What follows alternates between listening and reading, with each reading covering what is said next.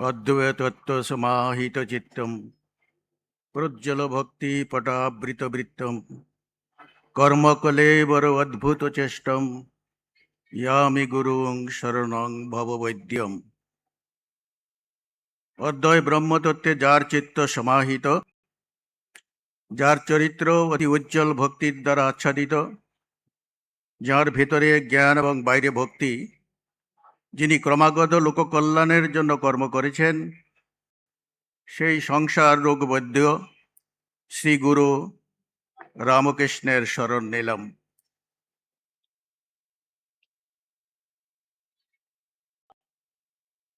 রামকৃষ্ণ মঠ এবং মিশনের সহ সংঘাধ্যক্ষ পূজনীয় স্বামী দিব্যানন্দজি মহারাজকে আমার ভক্তিপূর্ণ প্রণাম। বিশেষ করে আজকে এই পবিত্র তীর্থস্থানে আমাকে কিছু বক্তব্য রাখার জন্য তিনি আমন্ত্রণ জানিয়েছেন, সেই জন্য আমি তার কাছে অত্যন্ত কৃতজ্ঞ। তাকে আবার আমি প্রণাম জানাচ্ছি। রামকৃষ্ণ মঠ এবং মিশনের সাধারণ সম্পাদক শ্রদ্ধেয় স্বামী সুবীরানন্দজি মহারাজকে আমি আমার আন্তরিক শ্রদ্ধাপূর্ণ নমস্কার এবং শুভেচ্ছা জানাচ্ছি।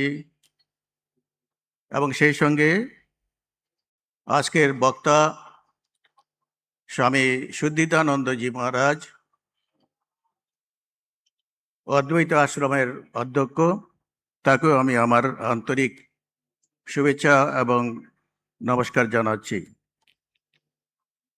আজ আমরা এই পুণ্যক্ষেত্রে সমাগত হয়েছি আমাদের অন্তরের শ্রদ্ধা এবং প্রার্থনা জানাবার জন্য। সকাল থেকে মানুষ এখানে এসে ভিড় করছেন। আজকের এই বিশেষ দিনটিতে ঠাকুরের যে আবির্ভাব, যে দিব্য আবির্ভাব হয়েছিল, সেই আবেশে তিনি যে সকলকে আশীর্বাদ করেছিলেন, সেই আশীর্বাদে ধন্য হওয়ার জন্য আমরা সকলেই এখানে আজকে সমবেত হয়েছি। 1886 পয়লা জানুয়ারি শ্রী রামকৃষ্ণদেব কল্পতরু হয়েছিলেন, যাকে শ্রী রামকৃষ্ণ দেবের অন্যতম পার্ষদ স্বামী শারদানন্দজি ব্যাখ্যা করেছেন আত্মপ্রকাশের অভয় দান বলে। সেদিনের ঘটনা আপনারা সকলেই জানেন। গিরিশ ঘোষের আবেগপূর্ণ কথায় শ্রী রামকৃষ্ণের মনে যে দিব্যভাবের উদয় হয়েছিল, তারই বহিঃপ্রকাশ ঘটে তার দিব্যলীলায়।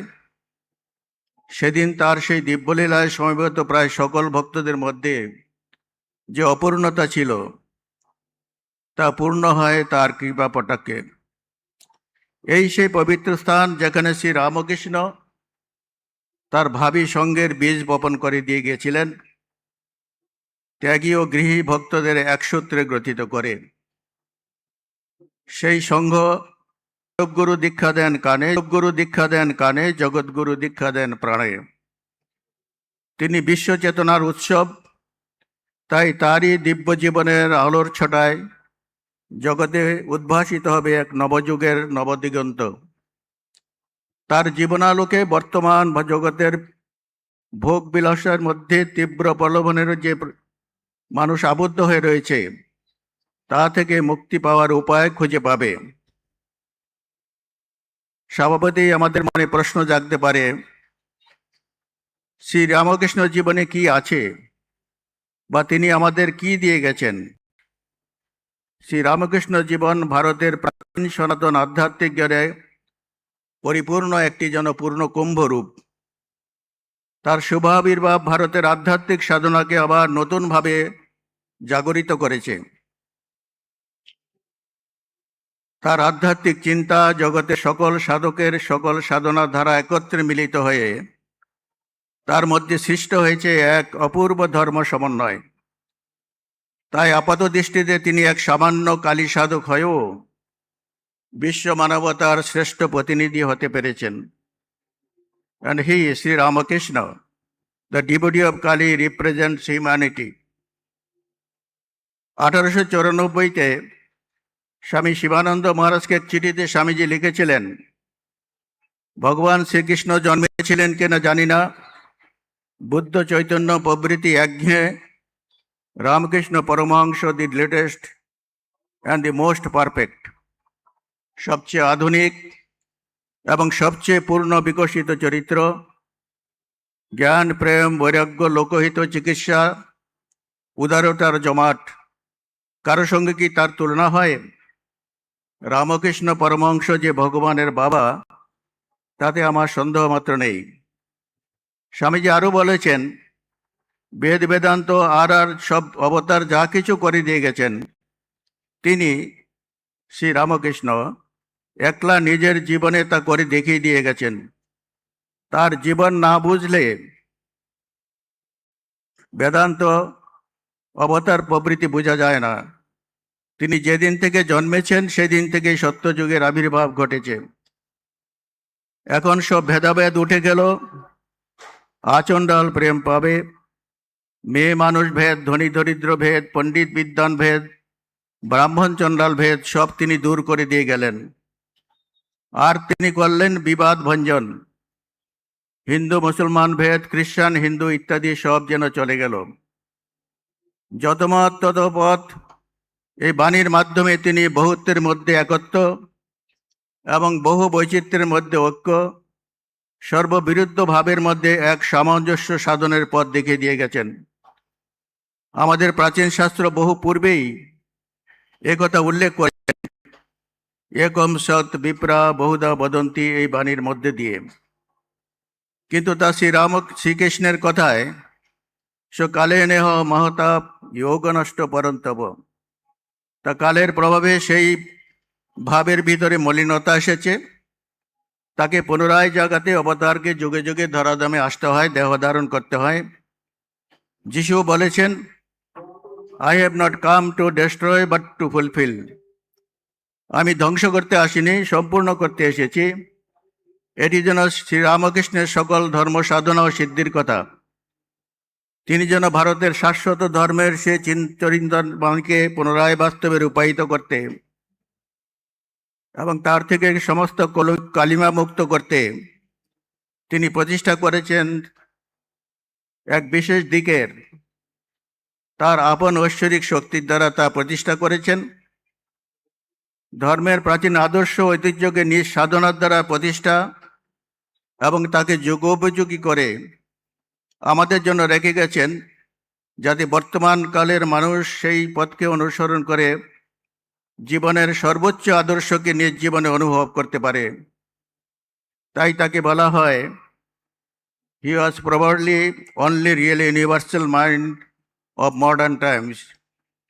বুদ্ধের হৃদয় এবং শঙ্করের জ্ঞানের সমাবেশে মানব জীবনের চরম প্রকাশ জগতে শ্রেষ্ঠ মানবগণের মধ্যে একমাত্র শ্রী রামকৃষ্ণই অপরূপভাবে প্রকাশিত হতে দেখা যায়।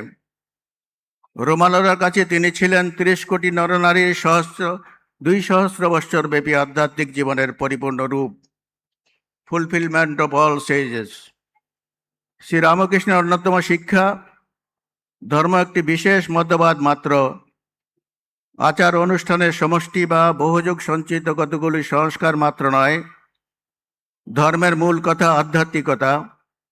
ধর্মের অর্থ ঈশ্বরের বা আত্মোপলব্ধি বা প্রত্যক্ষ অনুভূতি করা। ধর্ম মূলত ঈশ্বর লাভের পথ। সকল ধর্মগুরুরাই তা মনে করেন এবং শ্রীরামকৃষ্ণ এই কথাটি আমাদের বারে বারে মনে করে দিয়েছেন। অ্যান্ড্রু টয়েনবি তার লেখাতে শ্রীরামকৃষ্ণ সম্বন্ধে লিখেছেন, The teaching for Ramakrishna is most well known is the doctrine of the harmony of religions. He did not start a new religion. There already existed several religions and countless sects.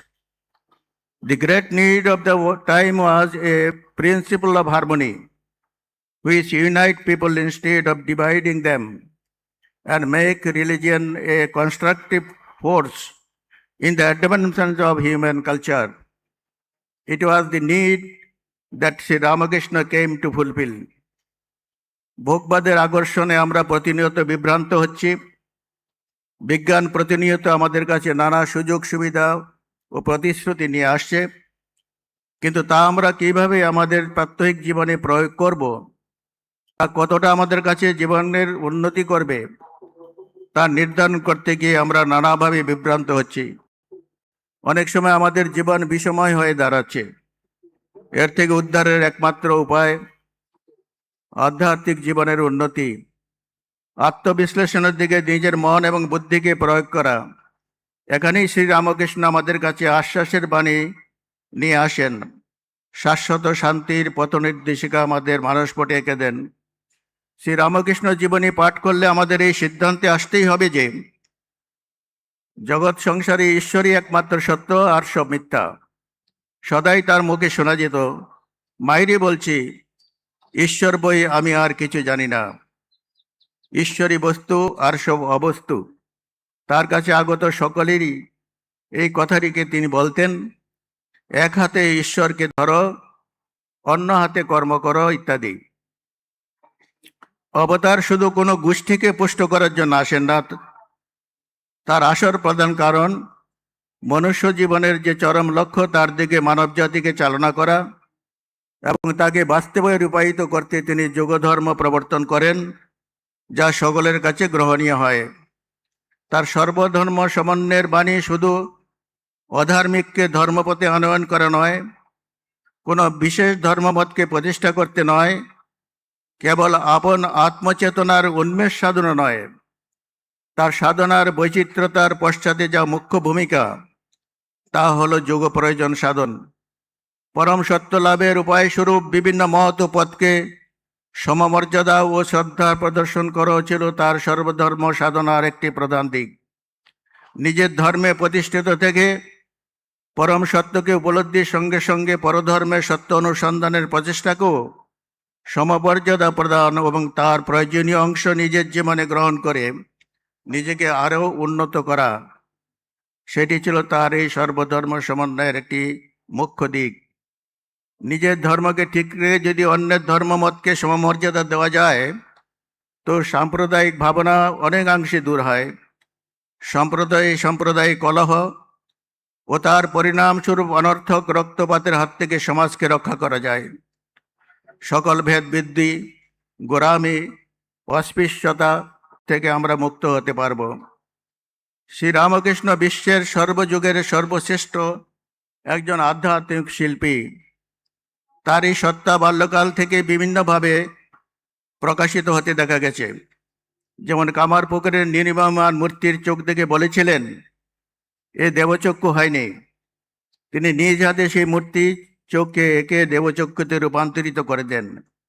তাই পরবর্তীকালে আমরা দেখতে পাই তিনি যে কোনো মানুষের মনকে নিজের ইচ্ছামতো গড়ে ফুটে তৈরি করে নিতে পারতেন। যিনি স্পর্শমাত্র মানুষের মধ্যে দিব্যজ্ঞানের সঞ্চার করতে পারতেন, তাকে দিব্যানন্দের অধিকারী করে দিতে পারতেন। তার কৃপা কটাক্ষে কত মানুষ সাধারণ অবস্থা থেকে দেবত্বে উন্নতি পেরেছে। রামকৃষ্ণানন্দজি তার লেখার শ্রী রামকৃষ্ণ তত্ত্বাভাস নামক নিবন্ধে লিখেছেন, রামকৃষ্ণ চরণে আশ্রয় লিয়া বুঝিলাম পরাবিদ্যা কাহাকে বলে। এই পরাবিদ্যা বলেই তিনি মহাপণ্ডিত হইতে মহামূর্খেরও মোহ আবরণ অপসারিত করতে পারতেন। ইহাই তার ঈশ্বরত্বের বিশেষ পরিচায়ক। স্বামী অখণ্ডানন্দজি শ্রী রামকৃষ্ণ প্রবন্ধে লিখেছেন, প্রেমাবতার প্রভুর বিশ্বপ্রেম অভূতপূর্ব এবং অশ্রুতপূর্ব। প্রভুর ভুবার হরা নামের সার্থকতা এবার 16 কলাপূর্ণ। এরূপ আর কোনো যুগে হয়নি। প্রভুর সর্বধর্ম সমন্বয় ও কর্ম, জ্ঞান, ভক্তি ও রাজযোগের অপূর্ব সমীকরণের প্রভাবে মানবজাতি জ্ঞাত ও অজ্ঞাত সারে মুক্তির পথে অগ্রসর হচ্ছে। অবতার জন্মগ্রহণ করেন লোককল্যাণের জন্য, শ্রী রামকৃষ্ণ তার ব্যতিক্রম নয়।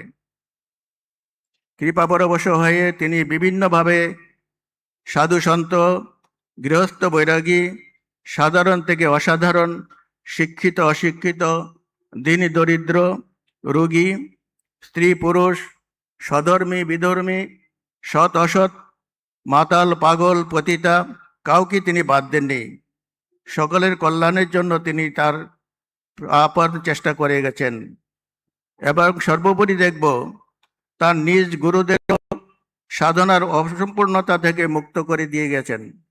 লীলা প্রসঙ্গকার একটি ঘটনার কথা লিখেছেন। কোন এক সময় এক কুষ্ঠরোগ আক্রান্ত ব্যক্তি আসিয়া ঠাকুরকে কাতর হইয়া ধরে ও বলে যে তিনি একবার হাত বুলাইয়া দিলেই তাহার ওই রোগ হইতে নিষ্কৃতি হয়। ঠাকুর উত্তরে বলিলেন, আমি তো কিছু জানি না বাবু, তবে তুমি বলছো, আচ্ছা হাত বুলিয়ে দিচ্ছি, মার ইচ্ছা হয়তো সেরে যাবে। তারপর দেখা গেল ঠাকুরের নিজের শরীরে প্রচণ্ড যন্ত্রণা। সে ব্যক্তির ভোগটা নিজে নিয়ে নিলেন। যন্ত্রণায় কাতর হয়ে মাকে বলেছিলেন, আর কখনো এমন কাজ করব না। অর্থাৎ অন্যের সমস্ত যাতনা নিজে গ্রহণ করে তার ফল ভোগ করছেন, তাকে মুক্ত করে দিচ্ছেন।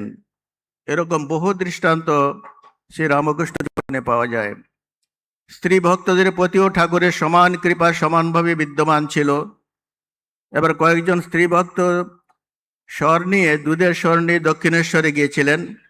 গিয়ে দেখেন ঠাকুর সেখানে নাই, তিনি কলকাতা চলে এসেছেন। সেখানে গিয়ে রামলাল দাদার হাতে তার জিনিসগুলো দিয়ে বলেন যে তিনি এলে পরে তা দেবেন। তারপরে তারা শুনলেন তিনি মাস্টারমশাইয়ের বাড়িতে গিয়েছেন, কাজে তারা আবার ফিরে এসে মাস্টারমশাইয়ের বাড়িতেই চলে যান। সেখানে ঠাকুর তাদের দেখে অত্যন্ত খুশি হন এবং কথাবার্তা বলেন। ঠিক সেই সময় শ্রীযুক্ত প্রাণকৃষ্ণ মুখোপাধ্যায়, যাকে ঠাকুর বলতেন মোটা বামন, তিনি এসে হাজির হন এবং ঠাকুর তার সঙ্গে কথা বলতে শুরু করেন।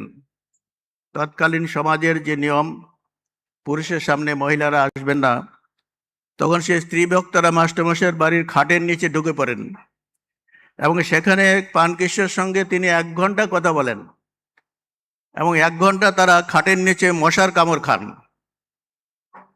তারপর যখন প্রাণকৃষ্ণ চলে যায়, ঠাকুর মজা করে বলছিলেন, এবার বেরিয়ে আসিও। তারপরে বলছেন যে এরা বেঁচে আছে কিনা দেখো।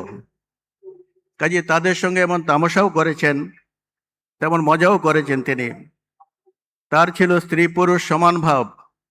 পরে স্ত্রী ভক্তদের রামলালের কাছে শুনলেন, ওই দিন দক্ষিণেশ্বরে ফিরে রাতে ভাবাবস্থায় ঠাকুর ভক্তদের সমস্ত জিনিস খেয়ে নিয়েছিলেন। পরিশেষে বলি, অবতার যুগে যুগে ধরাধামে আসেন সেই গীতার মহাবাক্যকে বাস্তবে রূপায়িত করতে, যাকে বলা হয় যোগক্ষেম বাহাম্যহম। এই বাণীটিকে সার্থক করার জন্য আজকের এই বিশেষ দিনে বাদুর বাগানের ভক্ত নবগোপাল ঘোষের ঘটনাটি বলে আমি আমার বক্তব্য শেষ করব। সেদিন কল্পতরু ঠাকুর খানিকক্ষণের জন্য এসেছিলেন, নিচে ভক্তদের কৃপা করেছেন, তারপর তিনি ঘরে চলে যান। কিন্তু নবগোপাল বাবু দেরি করে আসেন। তিনি আসতেই সকলে বলেন যে, আহা তুমি দেরি করে এলে, তুমি যদি আর একটু আগে আসতে তাহলে ঠাকুরকে এখানে পেতে পারতে, তার আশীর্বাদ পেতে পারতে। তিনি অত্যন্ত মর্মাহত হন যে আমি হতভাগ্য, তার আশীর্বাদ থেকে আমি বঞ্চিত হলাম। তখন আবার কেউ কেউ আশ্বাস দিয়ে বললেন, তুমি গিয়ে দেখো উপরে, যদি তিনি ভাবাবস্থায় থাকেন তাহলে হয়তো তোমার ইচ্ছা পূর্ণ হতে পারে। তিনি উপরে গেলেন, দেখেন ঠাকুর খাটের উপর বসে আছেন। এইবার তিনি ঠাকুরকে বললেন, প্রভু আমার কি কিছু হবে?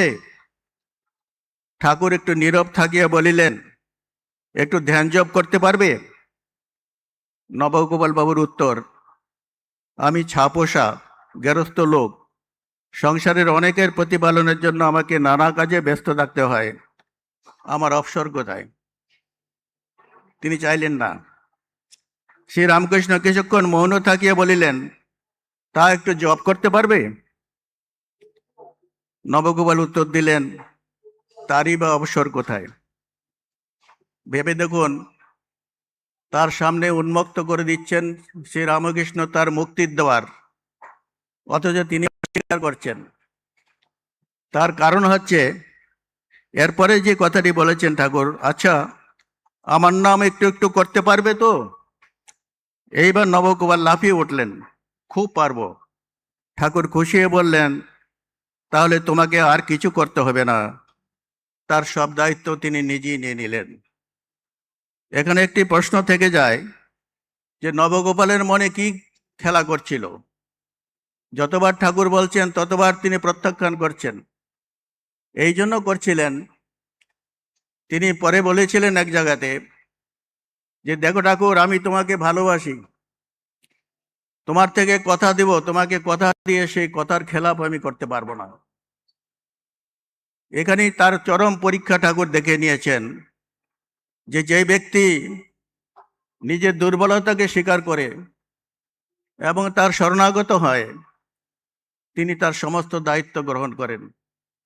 এই তার নামের কথাটি আরেকটি জায়গায় পাওয়া যায়, সেটি হলো মাস্টারমশাইয়ের সঙ্গে দক্ষিণেশ্বরে বলরাম বসুর বাড়িতে যাবেন। সেখানে তিনি যাওয়ার জন্য প্রস্তুত নন, কেন বড় লোকের বাড়ি ঢুকতে দেবে কিনা।